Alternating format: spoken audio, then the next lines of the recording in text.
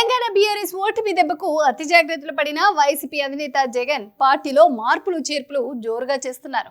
వారసుల ఎంట్రీకి ఇదే రైట్ అని భావించిన పార్టీలో కొందరు నేతలు ఆ దిశగా ప్రయత్నాలు చేసి సక్సెస్ అయ్యారు.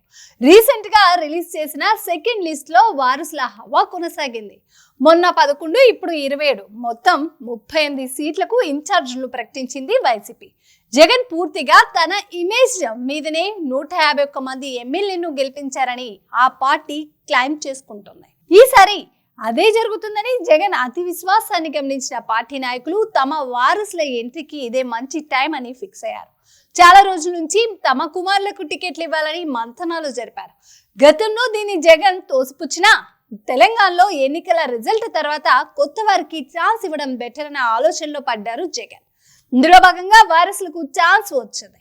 ఇప్పటి వరకు 5 వారసులు వైసీపీ సీట్లు దక్కించుకున్నారు. జగన్ మొదటి కేబినెట్ లో మంత్రి పదవి పొందిన పేర్ని నాని తన కుటుంబంలో 3వ తరాన్ని రాజకీయాల్లోకి దించుతున్నారు. తన బదులుగా తన కుమారుడు కృష్ణమూర్తి అలియాస్ కిట్టుకు ట్రైనింగ్ ఇస్తూ వచ్చారు. ఈ మేరకు మచిలీపట్నం వైసీపీ బాధ్యతలు కిట్టుకే కేటాయించారు జగన్. 2019 ఎన్నికల్లో గెలిచినప్పుడు అదే తన చివరి ఎన్నిక అని ప్రకటించారు భూమా కరుణాకర్ రెడ్డి. ప్రస్తుతం టీటీడీ చైర్మన్ గా ఉన్న ఆయన తన కుమారుడు మోహిత్ రెడ్డిని తిరుపతి ఎమ్మెల్యే చేయాలనే పట్టుదలతో ఉన్నారు. తాజాగా ఇన్ఛార్జీల లిస్ట్ లో మోహిత్ రెడ్డి పేరు ఉంది. వైసీపీ ఎంపీ మాజీ మంత్రి పిల్లి సుభాష్ చంద్రబోస్ కుమారుడు పిల్లి సూర్యప్రకాష్ కు రామచంద్రపురం అసెంబ్లీ సీటు దక్కింది. ఈ సీటు కోసం పోటీ పడిన చెల్లబోయిన వేణుగోపాల్ కృష్ణకు రాజమండ్రి రూరల్ కేటాయిస్తూ బోస్ కుమారుడు సూర్యప్రకాష్ కు రామచంద్రపురం బాధ్యతలు అప్పగించారు జగన్. జగన్ కు అత్యంత ఆప్తులుగా పేరున్న చెవిరెడ్డి భాస్కర్ రెడ్డి కుటుంబం నుంచి ఆయన కుమారుడికి చంద్రగిరి అసెంబ్లీ ఇన్ఛార్జ్ పదవి దక్కింది.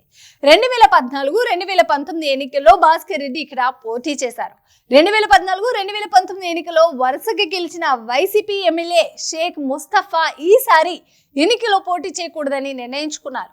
తాను ప్రతిపక్ష రాజకీయాల నుంచి తప్పుకొని వ్యాపారాలపై దృష్టి పెట్టాలని, దానికి బదులుగా తన కుమార్తెకు ఎమ్మెల్యే సీట్ ఇవ్వాలని జగన్ ముందు ప్రతిపాదన ఉంచారు. ముందు కాదన్న పార్టీ అధ్యక్షుడు జగన్ ముస్తఫా కుమార్తె నూరి ఫాతిమాకి గుంటూరు ఈస్ట్ లో సీటు అప్పగించారు. మొత్తానికి వైసీపీలో లేదు అంటూనే వారసుల హవా సాగింది. మరి వీళ్ళు ఎలాంటి రిజల్ట్స్ అందుకుంటారో వెయిట్ అండ్ సీ. ఓటు వేయడం మన హక్కు, మన బాధ్యత. ఆ ఓటు ఉందో లేదో కూడా చూసుకోవడం మన బాధ్యతే. మన ఓటు గల్లంత అయింది అంటే మన ఆస్తిని ఎవరో కొట్టేసినట్లే. వెంటనే మీ ఓటు ఉందో లేదో ఎక్కడుందో చెక్ చేసుకోండి.